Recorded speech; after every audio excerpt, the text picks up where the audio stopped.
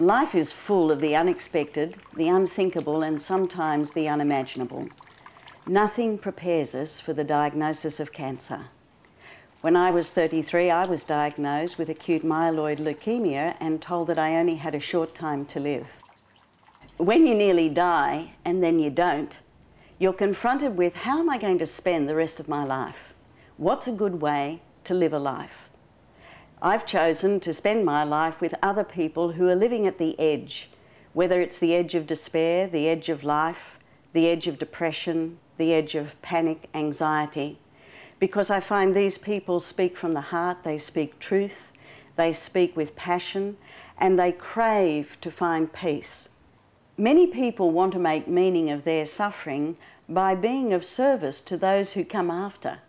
If we can shed some light upon the path for others who might follow, it gives some meaning to our own suffering. This is what Susanne has chosen to do in her story. And what else did you do? I first met Susanne at prenatal class. Our babies were born within a week of each other and we kept in touch. We were both older mothers, both working in television, and had mutual friends. Her daughter Bonnie and my son shared some great times together as they grew up. Bonnie was 14 when Susanne was diagnosed with ovarian cancer. Like most women, Susanne knew nothing about the disease or its symptoms, or the way it can be taking hold of your body without you even suspecting. Susanne was optimistic she'd beat the disease, but she felt overwhelmed by the diagnosis and frustrated and angry that it hadn't been detected earlier when she'd first noticed the vague symptoms. She wanted to lift the lid on ovarian cancer to alert other women to the threat of this silent killer. So we decided to make this program. After all, we were both filmmakers, and Susanne thought this was a story that needed to be told.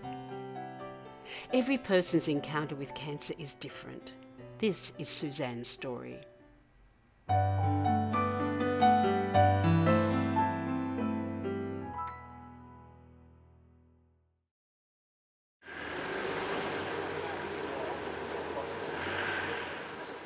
The intention is for it to be useful to other people. So whatever we extract from all these moments, hopefully we'll be showing some light to other women on this subject, despite the fact that I'm having a rough time. But nevertheless, we'll... So it doesn't bother you, us filming through the rough times? No, it doesn't, no. It's all part of the journey. This is Susanne's first day in hospital after being diagnosed last week with ovarian cancer. There's still a week to go before her operation, but she's been brought in early because of a build-up of fluid in her abdomen that's been causing severe pain and needed to be drained. It feels as if I've got a hand grenade or something inside. It's just searing hot, and yet at the same time sort of bowel kind of like a colic feeling. The warning signs had been there 3 months ago, but no one had recognised them. Susanne had gone to her local doctor complaining of continued constipation and a bloated feeling in her stomach that just wouldn't go away. And the word bloat is always what's used by other women. Since then a couple of other women have spoken to me. Oh, and did you have the bloat? Yes, it's always the word bloating. So that full feeling in the stomach. Yeah, overly full when you eat, overly full and sort of a constipated feeling. So when you've got that, you know, start looking out. You said there was one point, didn't you, where you'd had a meal. Yeah. That was exactly 3 months ago, yeah. And you felt overfull? Far too full, far too full.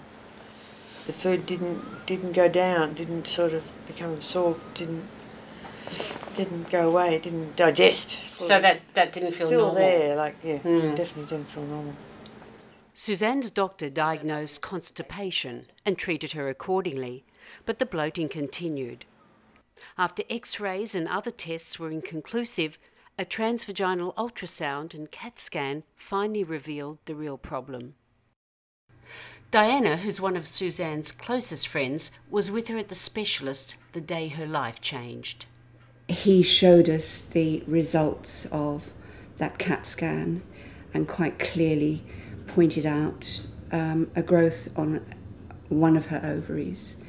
And it was at that stage that I first heard the name ovarian cancer. I didn't know anything about it, neither did Susie. I think both of us thought that it was going to be as straightforward as perhaps cervical cancer, that something would be removed and she'd have some treatment and life would go on. Most people, when they're first diagnosed with cancer, are in shock.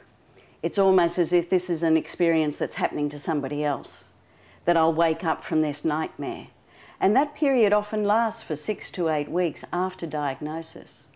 And then we get to a time where we consider, who do I want to be in relationship to this challenge?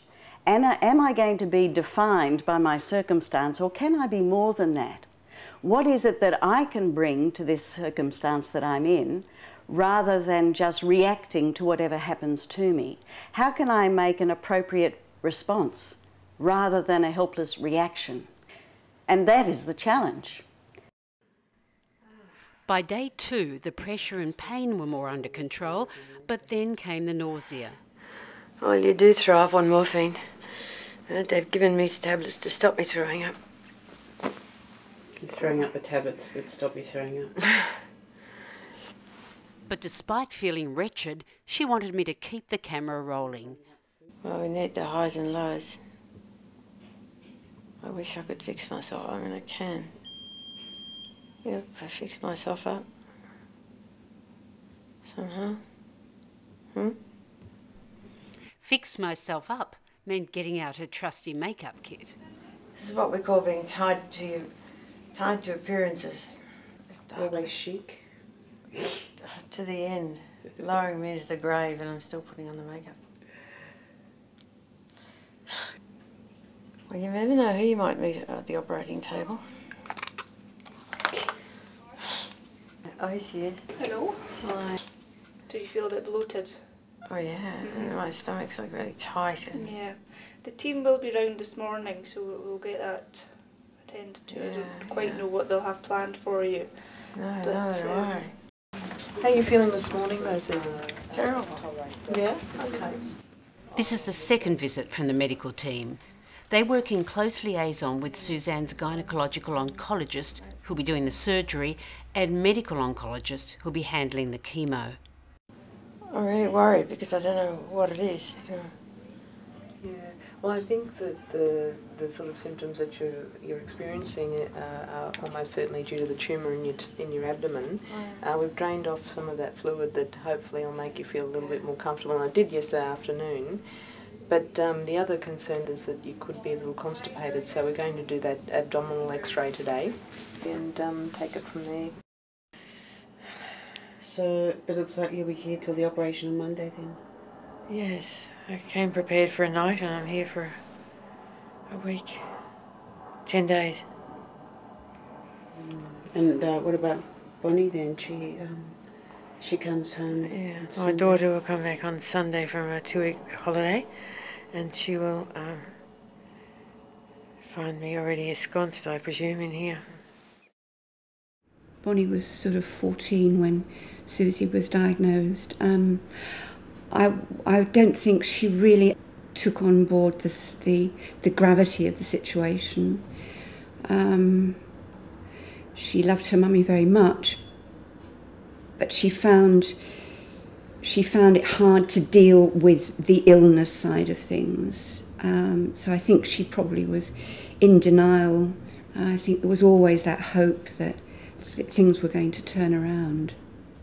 Many people find it very difficult being with someone who has cancer because they're confronted with their own helplessness, their own powerlessness to change what's happening to someone that they love.